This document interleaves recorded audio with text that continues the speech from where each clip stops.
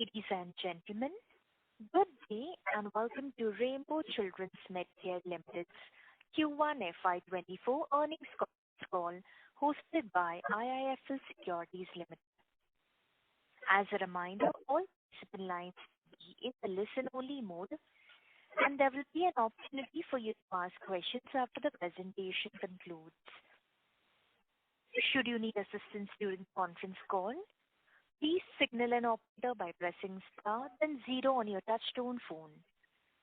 Please note this conference is recorded. I would now like to hand the conference over to Mr. Rahul Jeewani from IIFL Securities Limited. Thank you. Over to you, sir. Good afternoon, everyone. I am Rahul from IIFL Securities. I welcome you all Q1 on conference call of Rainbow Children's Hospitals. From Rainbow, we have with us today Dr. Ramesh Kancharla, Chairman and Managing Director, Mr. Sanjeev Sukumaran, Group Chief Operating Officer, Mr. Vikas Maheshwari, Chief Financial Officer, and Mr. Saurabh Bhattacharya, Group Business Analyst. Over to you, sir, for your opening comments. Thank you, Rahul. So, good afternoon, ladies and gentlemen. So, this quarter has been marked by significant achievements and a growth reflecting our commitment to excellence in pediatric healthcare and a strategic expansion. Firstly, I would like to express our immense pride as Rainbow Children's Hospital, our hub hospital in Hyderabad, was awarded prestigious Gold Seal of Quality approval by the Joint Commission International, which is JCI. This recognition underscores our dedication to delivering world-class healthcare services to children and stands as a testimony to our relentless pursuit of quality. This makes us the only pediatric hospital in India to receive this accreditation of JCI. Our financial performance for the quarter and the fiscal year highlights our continued growth trajectory despite the seasonally weak nature of the Q1. We have witnessed a commendable 21% increase in the revenue driven by higher delivery numbers, pediatric surgical volumes, and an addition of the beds, 155 beds in 2 units. Our commitment to enhancing patient care has led to these impressive numbers, with revenue for Q1 FY2024 growing 1% to the 287.1 crores. Our EBITDA has grown by 7% to the 87.7 crores, and the PAT has also seen 7% increase, reaching 41.5 crores. While the overall occupancy rate for the quarter was approximately 41%, it's worth noting that this figure reflects the growth phase of our recently commissioned hospitals. As we continue to expand our footprint, we are confident that these new units will contribute significantly to our future growth. The expansions for plans for the current fiscal year, the focus on adding the 270 beds across various locations. We are about to commence a new outpatient block and a modern IVF facility adjoining the LB Nagar Spoke Hospital in Hyderabad city. Expansion in Hyderabad Central City, which is Himayat Nagar, of 60 beds, an additional block in Hyder Nagar of 50 beds in addition to the existing 75 beds are expected to be operational by second half of the financial year. Our new spoke hospital in Anna Nagar, Chennai, of 8 beds, and Sarjapur, Bangalore, 80 beds, is also expected to commence operations in the second quarter of the current financial year. Another spoke hospital in Hennur, Bangalore, is expected to commence operations in about 15 months' time. Work is in progress. Construction of a regional greenfield spoke hospital in Rajahmundry, Andhra Pradesh, of 100 beds is progressing well. It's currently at the basement stage. We have completed our 100% payment to the HSVP, which is for the Gurgaon 2 land parcels, and received allotment letters. We are in the process of taking over the possession of the land. We recently signed an asset-light 105-bed greenfield hospital at a strategic location on Avinashi Road in Coimbatore. When it comes to clinical excellence, we normally do a quite significant number of long-distance transports. Last year we did about 1,000 plus long-distance transports, and of late we are witnessing a significant number of calls coming to us for the air transports. We have transported in this quarter the airlift critically ill children and newborns from Goa, Raipur, Nagpur and Visakhapatnam to our hub hospitals. The annual pediatric cardiac surgical results Rainbow Children's Heart Institute has been on par with national standards with mortality of 1.5%, which includes of the complex cardiac surgeries. Our focus remains offering high standards of multidisciplinary pediatric health specialty care with comprehensive perinatal service. I also take this opportunity to extend a warm welcome to Mr. Vikas Maheshwari, our Group Chief Financial Officer, who brings over 25 years of valuable experience in corporate finance, M&A, strategy, treasury management. His expertise will undoubtedly contribute to our financial growth and strategic initiatives. With these remarks, I would now like to hand over the floor to Mr. Vikas Maheshwari, who will provide us with a detailed financial update. Thank you once again for joining us today. We look forward to your questions and insights as we move forward. Thank you. Thank you. Ladies and gentlemen, good afternoon to each one of you. It is indeed a pleasure to address you today and provide an overview of the Rainbow Hospital's financial performance for the first quarter of FY24. I am Vikas Maheshwari and I recently joined as a Group Chief Financial Officer. I am excited to be part of the Rainbow Hospital's team and contribute to our continued success. Let me now delve into our financial performance of quarter 1 FY24. Our revenue for the first quarter is at 287.2 crores, reflecting an impressive growth of 21% when compared to the corresponding quarter of the previous financial year. Our EBITDA for quarter 1 FY24 amounted to rupees 87.7 crores, marking an 7% growth compared to the same period last year. However, the EBITDA margin for the current quarter was 35%, which is slightly lower than the 4.6 in the corresponding quarter of the previous year.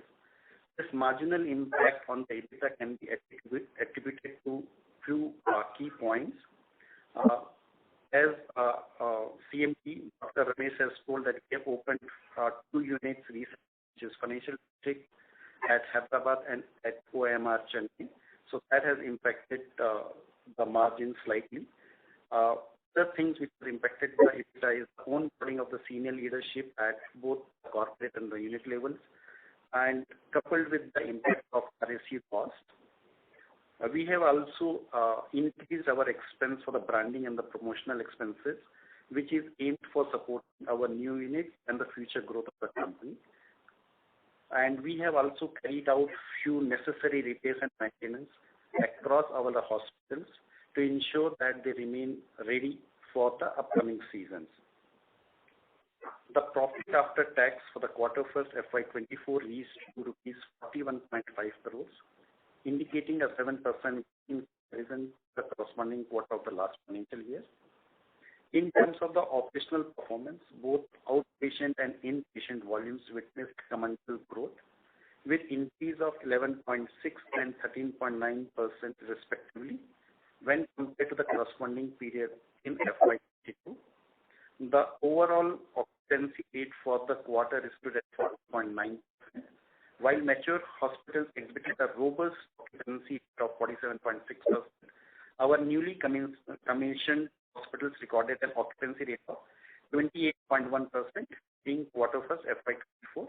Newly commissioned hospitals' occupancies lower rate shows the new hospitals which we have opened recently. We expect as these hospitals grow and walk towards the maturity, the level of the new hospitals will also reflect as we are reflecting in the matured hospitals. Our return on capital employed and return on equity for the quarter first FY2024 was 7.2% and 3% respectively. These are non-annualized numbers.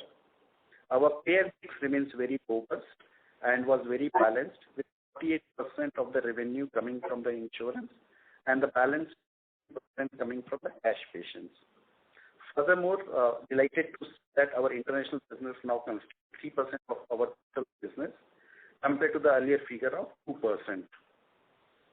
I am pleased to inform that our company balance sheet remains robust with a substantial cash equivalent position of 474.0 crore rupees as of June 30th of this year. This strong financial position will be instrumental in supporting our ongoing capital expenditure plan as outlined by Chairman and Managing Director. Given our current cash flow and anticipated internal accruals in the coming years, we remain confident in our ability to complete all planned capital expenditure through internal sources. During the quarter, the company has invested approximately 187 crore rupees in the capital expenditure, out of which the majority of the amount has gone towards the purchase of the land in Gurugram, which stands at roughly 1 crore rupees for the land purchase. With these insights, I conclude my financial update. I now invite your questions and suggestions. Thank you. Thank you very much. Ladies and gentlemen, we will now have a question answer session. Anyone who wishes to ask a question may press star and 1 on the touchtone telephone. If you wish to remove yourself from the question queue, you may press star and 2. Participants are requested to use handsets while asking a question. Ladies and gentlemen, we will wait for a moment while the question queue assembles.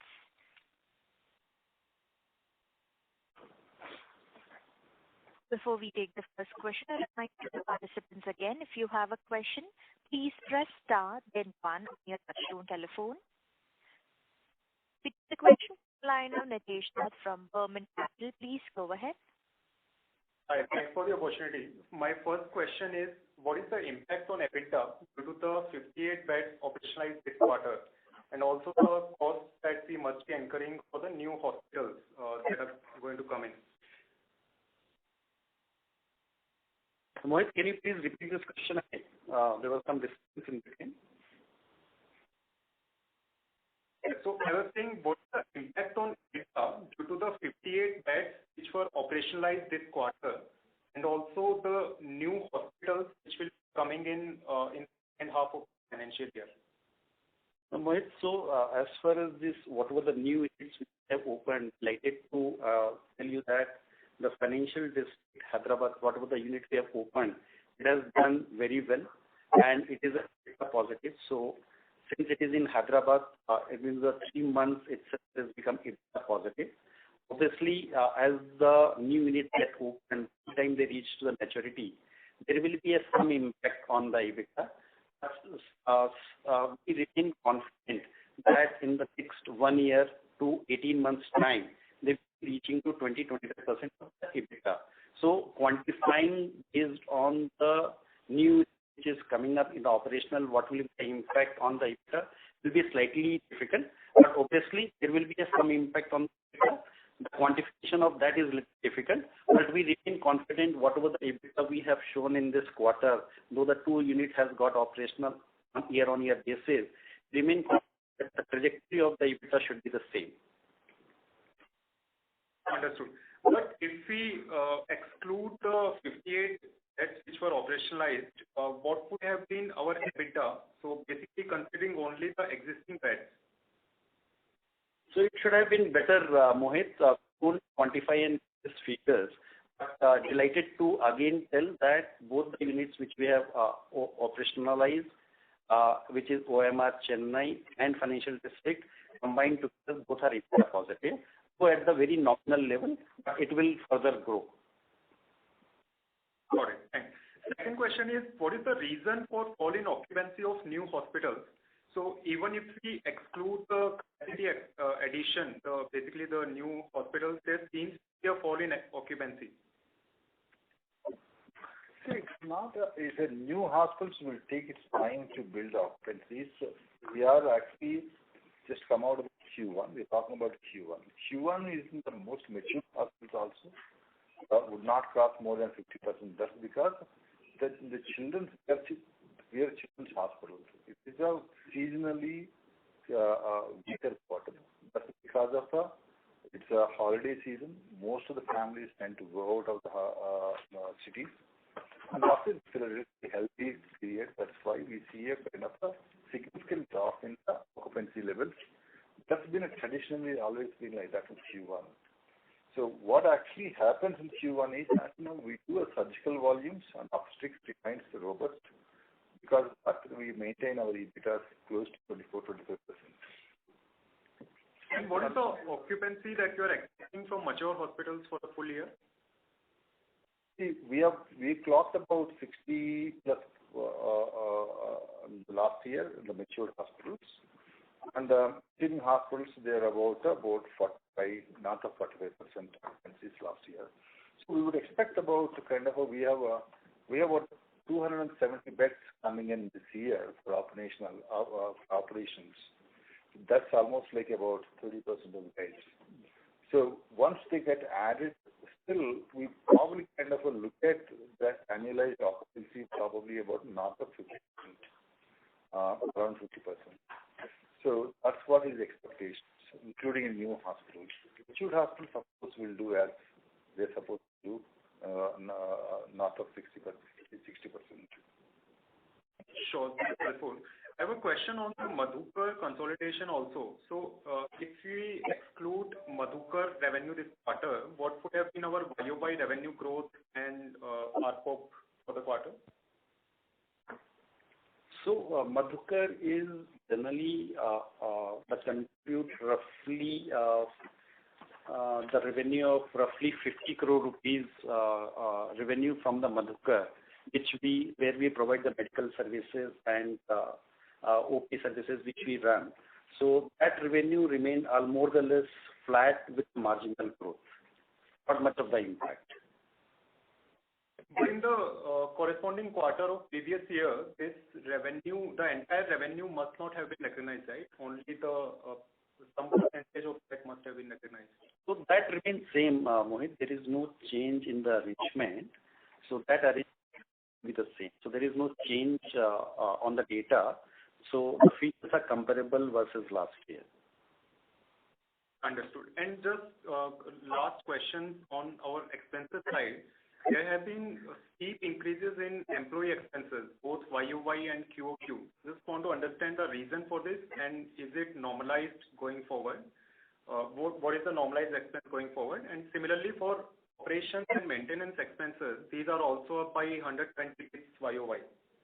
So for these also, are there any one-off quarter or these kind of expenses continue? Yes, Mr. Sanjeev will answer this question to you. Thanks Mohit, for your question. As Sir mentioned, there are some new hospitals that have onboarded, which means that we employ more resources, human resources. So an additional expense that you see are definitely because of that. The repair and maintenance that go up usually is an investment from the organization or the hospital to continue to improve infrastructure, because Q1 seasonally is a low quarter. We have enough time in our hands to actually invest in improving our infrastructure and expenses. So largely why you see these line items are showing up. And also the onboarding of doctors in these new hospitals as well as in our existing facilities is also a contribution to the employee costs. Got it. But as percentage of revenue, will it continue to be elevated in the upcoming quarters because we are adding new capacity as well?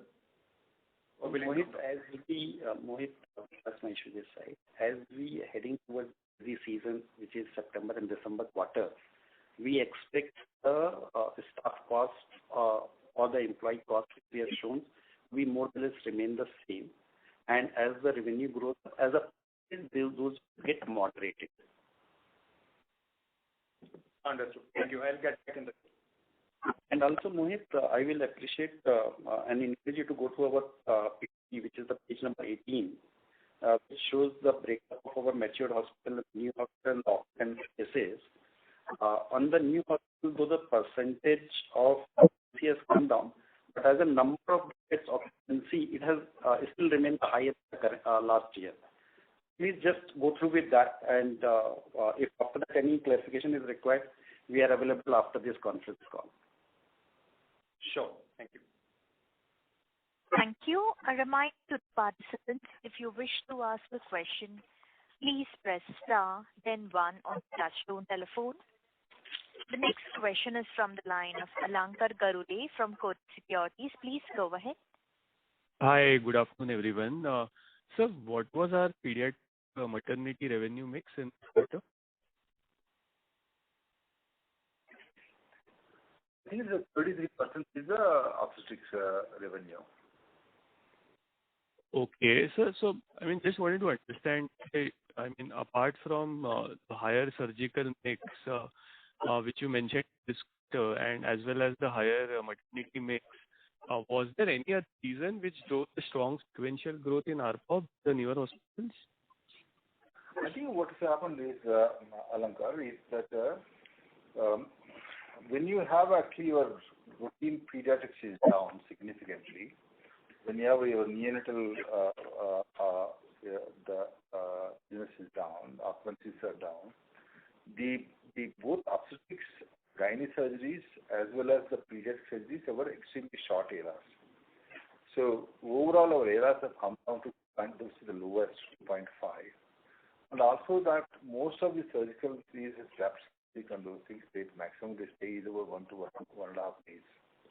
So that will actually push up the ARPOB to a higher. So that's what we have witnessed. Not much of a long patient. Pediatrics is one which is a kind of the low average revenue per day.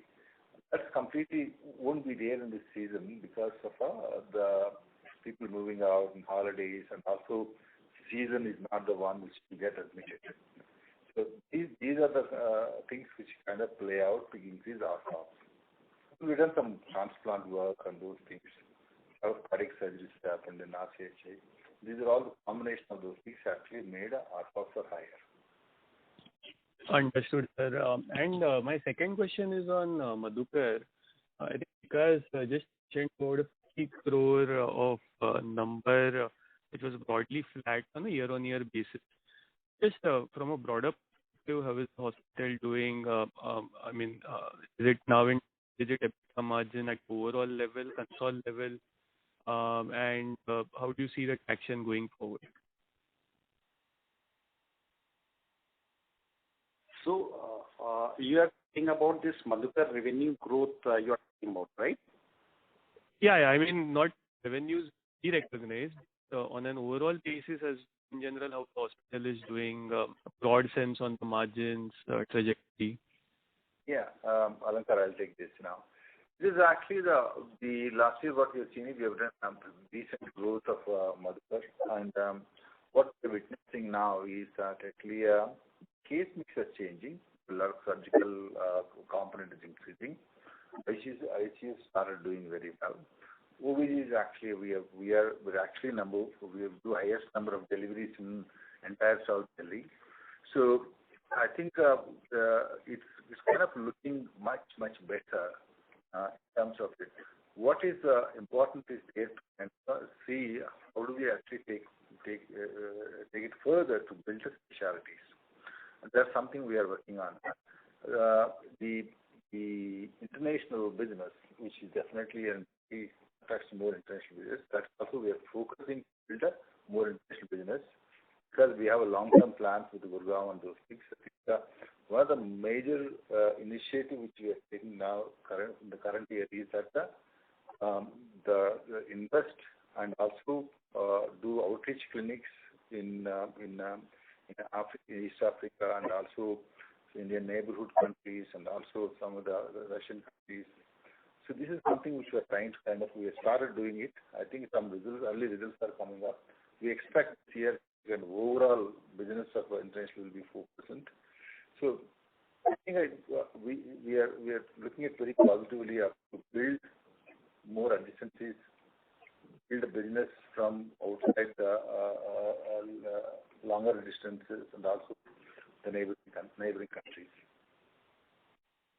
That's helpful, sir. I have more. I'll come back. Thank you. Thank you, Nagar. Thank you. A reminder to the participants, if you wish to ask a question, please press star, then 1 on your touch telephone. The next question is from the line of Bansi Desai from JP Morgan. Please go ahead. Yeah, hi, thank you. So my question is on, our expansion plans. Here we have added Coimbatore, added in FY25. So can you just share more about, this region? What is the potential here? What are your plans in terms of longer term expansion? Plan to do a hub here? And why do we do greenfield again, in particular assets? Okay. So Bansi, we just kind of signed up for the greenfield in Coimbatore. We have seen enough buildings for the brownfield. We could not really find the suitable. Because locationally, it's very important to be in Coimbatore. Avinashi is one which is very, very popular and accessible to for the Coimbatore, entire Coimbatore, and also to be coming from outside. When it comes to Coimbatore, it's a medical hub. In the Tier 2 cities, probably is one of the most advanced specialty space, and a lot of referrals comes. And also geographically, the position is such a way that Camp2 kind of population and the offers the medical care is very, very large. So therefore, there is a pediatric space. We have evaluated it. It's only one GKNM and trust hospital is there. I'm sure. I think Coimbatore is probably one of the an important destination, important healthcare destination for a larger part of that affordable class of that region. So we are pretty convinced about Coimbatore as a city going. Also, Bansi, to add what Sir has just told, if you look at the whole Tamil Nadu, it is the second largest populated city in the whole Tamil Nadu. So after the Chennai, this is the second largest city. And still, obviously, requirement for dedicated mother and child is leaking. So it's sort of a strategic sense also there. Be present there. Okay, and what the investments here, or should it be in line with what you have said in the past? Yeah, I think it will be what we agreed to with the owner and builder is about semi-warm shell, and the rest capex is probably going to be about close to 70 lakhs about right. That's what we're looking at it. So that's probably outer limit. That's what I expect to. That depends on the specialties what we're going to do it. So outer limit is about 65 to 70 lakhs. Okay. Okay. And in terms of ramp up, therefore, should one assume Coimbatore will also have the ramp up in line with what we've seen in Chennai? I think I'm very optimistic about Coimbatore because there's no shortage of doctors, number one, and there's no shortage of specialists also, number two. And also there is a need and necessity, and also I know number of people in Coimbatore because Coimbatore is very linked to Andhra. So most of the Coimbatore business people are actually Andhra people. So it's I think when I talk to people, they are pretty optimistic about the need of children's hospitals, and also the peripheries, whether it is Tirupur, Erode, Algar, there's a huge area of draining. They're all very affordable. Okay. This is helpful. Thank you. Thanks. Thank you. Reminder to the participants, if you wish to ask a question, please press star then 1 on your touchtone telephone. Next question is from the line of Dharai from HSBC. Please go ahead. Hi. My first question, earlier you you should give revenue split in mature and new units. See this time. So just like that. Yeah. So Damayanti, it is basically a derivative figure only. So, we have given the number of occupied beds. We have also given the occupancy and ARPOB. If you were to, it's a derivative number. If you were to multiply this, Damayanti, you will get the revenue split between mature and the new hospitals. On slide number 18, Damayanti. Yeah. And my question is on ARPOB, so a 14% growth year on year. Earlier you get 5 to 6% annual growth here. So can you just split this 14% with drivers? Like what are the major contributors, etc. And related question is, in the new units we have seen very strong year on year increase in ARPOB. If you can explain that also. So then let me take this. So ARPOB increase on the console, this is 14%. So is a function of what is the LOS. So if you the LOS has grown by 7%. Balance explains the ARPP growth, which or the specialty case mix complex we have taken. So that is the ARPOB increase. As far as your second question in terms of new units ARPOB increase, obviously this new units, since they are in the towards mature, we have a more flexibility towards the price increase. Second, the more complex works comes to the hospital as the hospital keeps increasing their journey to the maturity, name and fame of the hospital spread over. You get a more complex work. So that also explains partially about the ARPOB increase. Though the 15% LOS adjustment is there, but 14% type you can say is the complex work. That's the price change which we have undertaken. Price is also a major contributor here for new units, right? Sorry, Bansi. MNC? No, I'm saying for new units, price hike is also a major contributor here. Yeah. So the price hike plus the complexity of the work which we do. There is a combination of both, right? So as the new units, march towards the maturity, name and doctor's name, etc., it spreads over. So initially, whenever you open the hospital, you will type of work. As the hospital matures, the more complex work is coming. So that is what is explains. So 16% is the LOS change. Balance is the case mix plus the your price change. Okay. So for annual solve basis, should we look at now? Like earlier you said somewhere mid-single digit growth looks successful. So are you going to revise it up or maintain it?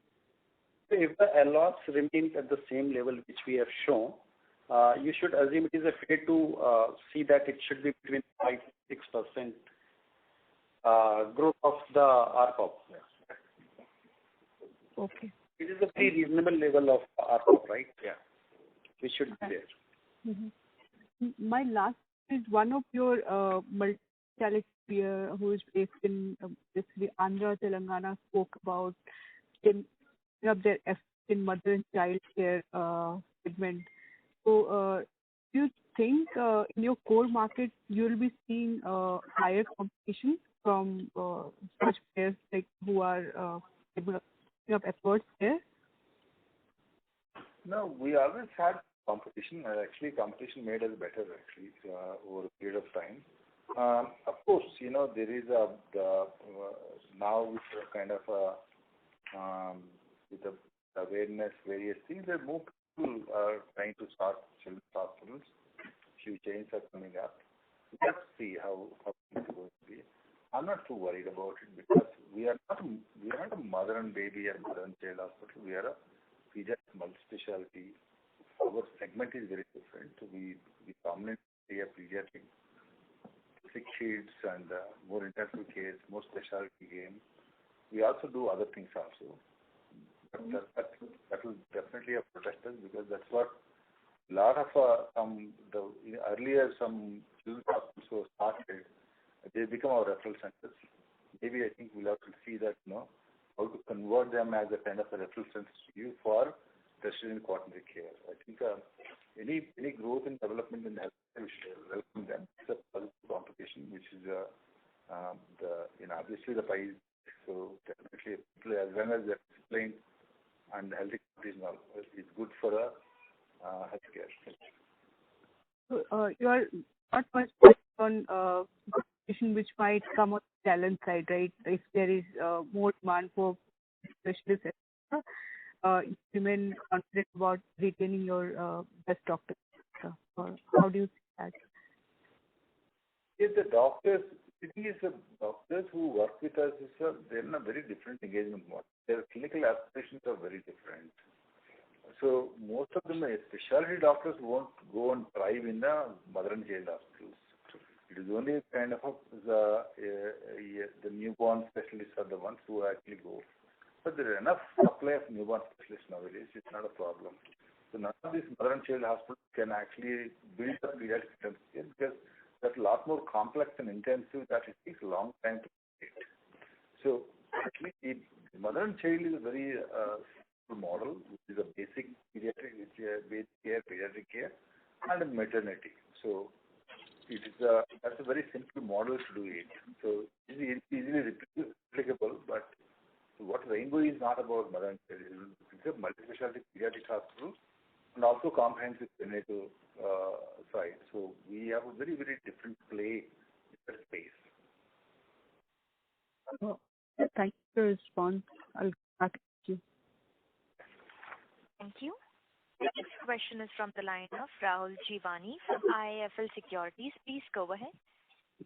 Yeah, hi sir. Sir, this 14% ARPOB growth which we saw this quarter, can you quantify what would have been the contribution of insurance price revisions in the Hyderabad hub that did take place during the quarter? Hi, Rahul. So the 14% ARPOB growth, some adjustment you have to do for the loss, which is 7% came down. So the impact of that you have to adjust it. Balance 7-8%, you can assume roughly 2-3% from the insurance. Okay. So out of 7%, 2 to 3% was insurance price revisions, and the rest would have been cash increases or a better placement. Yeah. But sir, the better placement got reflected in ALOS, no? So which is driving your lower ALOS. Yeah. So some price hike which we have taken until this year are also contributing towards that. Okay, and what was the quantum of pricing on cash business? In various services, there is changes on an average roughly 5%. Okay, sure, sir. And sir, on these two new hospitals which you commissioned, you said that financial district was able to achieve EBITDA break-even within a 3-month period. So if you can quantify a similar timeline for OMR Chennai. So OMR Chennai, you should also take that next September quarter, this coming September quarter, and December quarter it should be positive. Okay, so then Chennai would have taken almost a 12-15 month period to achieve that, to achieve EBITDA break-even. So they started in September. That is a very marginal negative EBITDA actually. So by September and December, when the season picks up, we remain very confident that it will be positive. Okay, sure. What happens to us is that now Hyderabad is different because we do the beds for the demand. Okay, so we've been coming with 2 more units now. Another 100 beds are going to come in Hyderabad this second half of the financial year. All these beds, almost like 100 beds have come in over 3-4 months ago. These 200 beds have come up. These are all the beds for the demand, the needs of the Rainbow. So when we do for demand, naturally that your EBITDA is so positive. You've got a established clientele already. Your doctor pool is also kind of get distributed between the facilities. Much easier game for us. when you go to any other cities, we are doing spokes to kind of cover the wider part of the city. So they will take definitely based on the spoke, it takes 12 to 18 months time. That's kind of guidance, general guidance we give. For the spokes in Bangalore or Chennai, it take about 12 to 18 months time. Sure, sir. And sir, use that background, given that we are adding 270 incremental beds this year, out of which roughly 60% would be outside of the core Hyderabad market. So how do you look at your overall EBITDA margin profile playing out this year? There will be some pressure on it, but I don't think we're going to have a kind of a serious headwinds because the units are coming in Bangalore, and one unit is coming in Bangalore, one unit is coming in Chennai once again. So I wouldn't see a huge challenge in Bangalore, and Chennai is probably kind of will take time, but it's going to come towards the end of the year. So overall for the year's trajectory, I wouldn't see a kind of a major challenges. Of course, having a bed definitely it optimizes occupancy, number one. It will definitely have some impact on the EBITDA, but I don't think it will be a very significant. The quantification of that is Rahul. So there will be some impact, but how much that we have to see as we progress. Sure, sir. And one last question from me before I join back with you. Because I can just reconfirm the net cash and the CapEx numbers which you called out. So I think you said 470 crore of net cash on balance sheet. So is that after the 190 crore of CapEx did during the quarter? That's correct. So as on 30th of June, we had the cash balance of 474 crore. That's correct understanding. And this is after accounting for 187 crore of CapEx during the quarter. Correct. So sir, then the cash generation in 1-2 seems to be a very high number because end of last year, our net cash position was somewhere around 390 crore. And despite this incremental CapEx, our cash on books has gone up. So can you comment in terms of what is strong cash generation in the first quarter? This 474 Rahul is inclusive of this IPO fund is lying 120 crore rupees with us. So you are counting that along with this? Yeah, sorry. So yeah, okay, sure. Get it. Thank you. That's it from me. Thank So you. net of that will be roughly 54 crore rupees, which will be internal cash actual. Then 120 is the IPO fund. Sure, sir. Thank you. Thank you, Rahul. The next question is from the line of Harsh from Bandhan Mutual Fund. Please go ahead. Yeah, good afternoon. Thank you. Clarifications. One, in terms of the price hikes. This is the operator. Sorry to interrupt. May I please request you to speak a bit louder? Yeah, this is. Yes, sir, you may proceed. Thank you. Yeah, sorry. Quick clarifications. One, in terms of price hikes, you mentioned 2-3% price hike in the insurance part and 5-6% the cash business. Is that the right number? So what we have told is the 5% is the cash increase which has happened in the tariff which we have taken on the blended basis. On an average, this is the increase. The tariff increase for the insurance was for the Hyderabad cluster only, and the impact was on the revenue was roughly 2%. So that is what we were telling. Okay. And pointing to one of the previous comments made during the call, the 110 beds are already added and the 270 beds that will be added. Did we mean that we should be filling in a blended occupancy of 50% for the entire year? So that's what I understand from the previous comments. Yeah, that's what we're aiming at. Kind of the annual average of bed occupancy this year, probably we're kind of aiming at about 50%, including our new units. All right. Thank you. Thank you. The next question is from the line of Bino from Lark Capital. Please go ahead. Hi. Just clarification. What timeline for hospital? So the Coimbatore, we are expecting it should be operational since it is a green field, and as sir has told, warm shell will be given by the builder. So we are expecting it to be operationalized sometime in FY2025-24, which is 2 years from here. 2 years. Thank you. Thank you. A reminder to the participants, if you wish to ask a question, please press star then one on your touch telephone.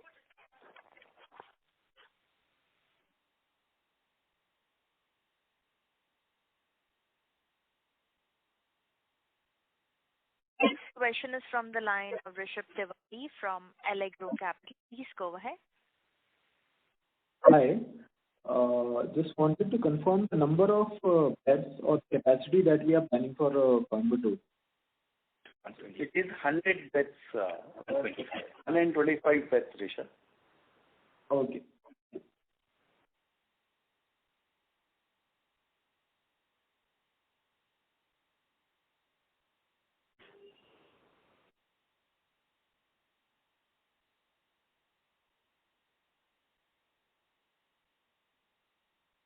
Mr. Tiwari, you may go ahead with the question, sir. Yeah, thanks. I'm done. Thank you. A reminder to the participants, if you wish to ask a question, please press star then one on your touchtone telephone.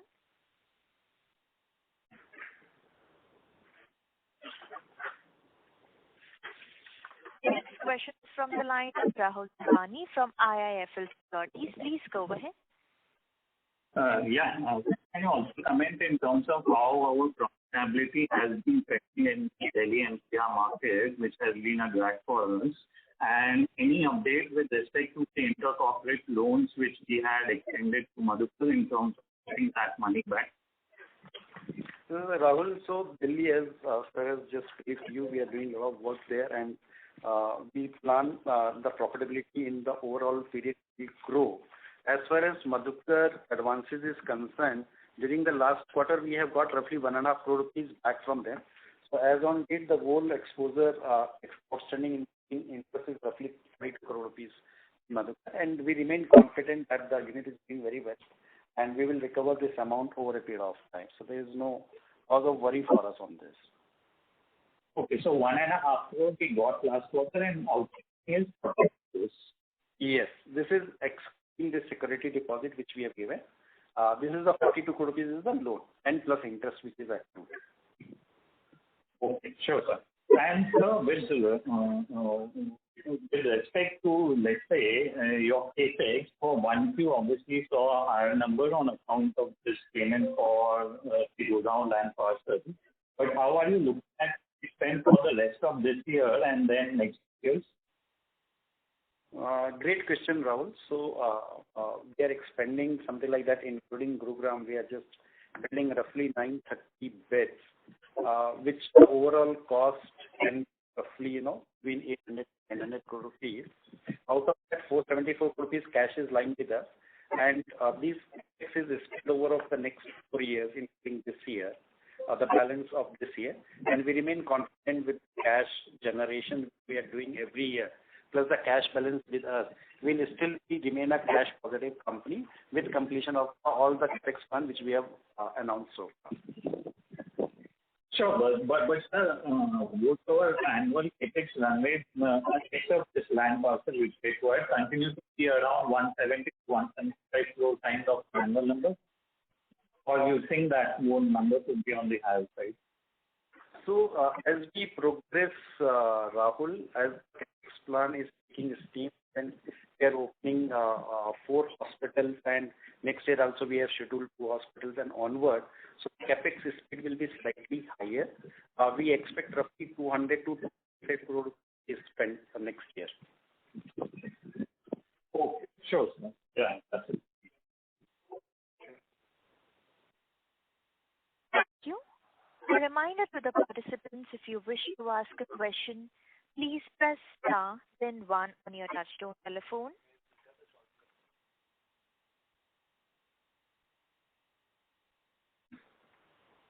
The next question is from the line of Rishabh Tiwari from Allegro Capital. Please go ahead.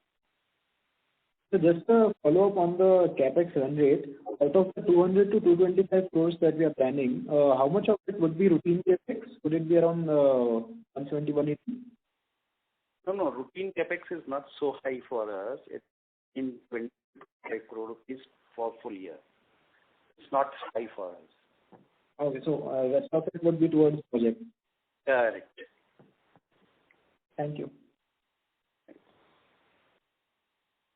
Thank you. Ladies and gentlemen, that was the last question for today. I would like to hand the conference back to the management for closing. Thank you and over to you all. Well, thank you very much, ladies and gentlemen. I think very insightful questions. And as I said, we remain very positive for the year, and there's a lot of execution and as well as operations. So we will have to answer any of your queries. Please connect with our investor relations, which is available on the deck for you, and CFO, Mr. Vikas Maheshwari, and Saurabh Bhandari. So both will take answers. Will answer your questions. Thank you very much once again. We'll see you soon. Thank you. Thank you. On behalf of IIFL Securities Limited, we conclude today's conference. Thank you all for joining. आपण ज्या व्यक्तीशी बोलत आहात